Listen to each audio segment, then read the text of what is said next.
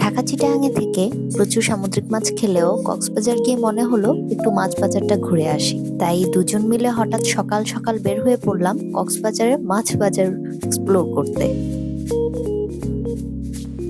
আমরা শুরুতেই যাচ্ছি বহরছড়া মাছ বাজারে।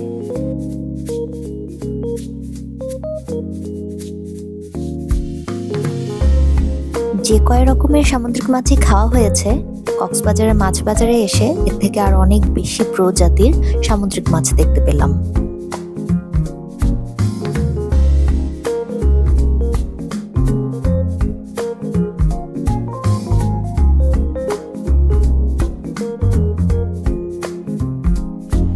নাম জানা অজানা প্রচুর রকমের মাছের সমারোহ।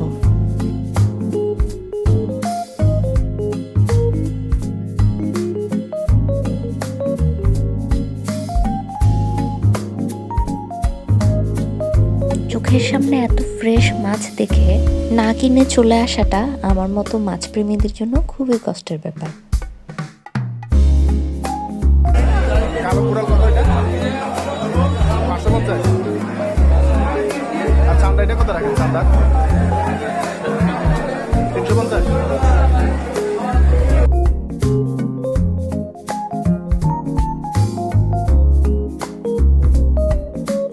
এই সেই ছুরি মাছ যেটা শুটকি আমরা খেয়ে থাকি। এছাড়াও এখানে আরো বিভিন্ন রকমের মাছ আছে যেগুলো মূলত শুটকি করে বাজারে বিক্রি করা হয়।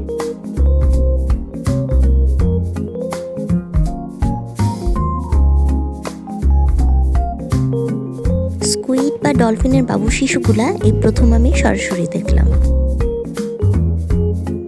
মাছ বাজারটা ঘোরাঘুরি শেষ হলে আমরা চলে গেলাম ফিশারি ঘাটে। যেহেতু ফিশারি ঘাট থেকেই মূলত মাছ বাজারে সবগুলা মাছ আসে, তাই আমরা সেখানেই দেখতে গেলাম। কক্সবাজার এয়ারপোর্টের মেইন গেটের ঠিক অপোজিটেই হচ্ছে ফিশারি ঘাট।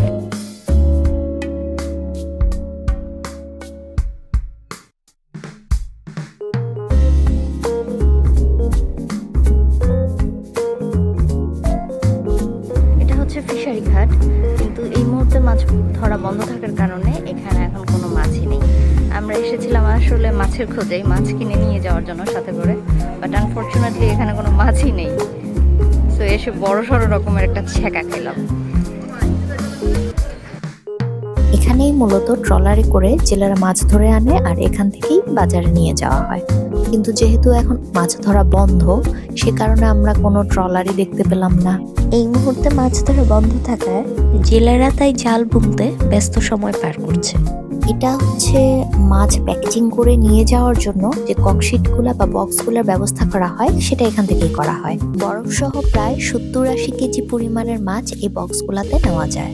আর এটা প্যাকেজিং করতে বক্সের প্রাইস পড়ে 450 বা 500 এর মধ্যে।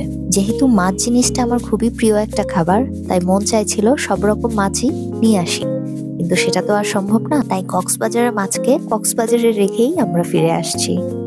হয়তো পরবর্তী কোনো এক সময় কক্সবাজার আসলে আবার খাওয়া দাওয়া হবে।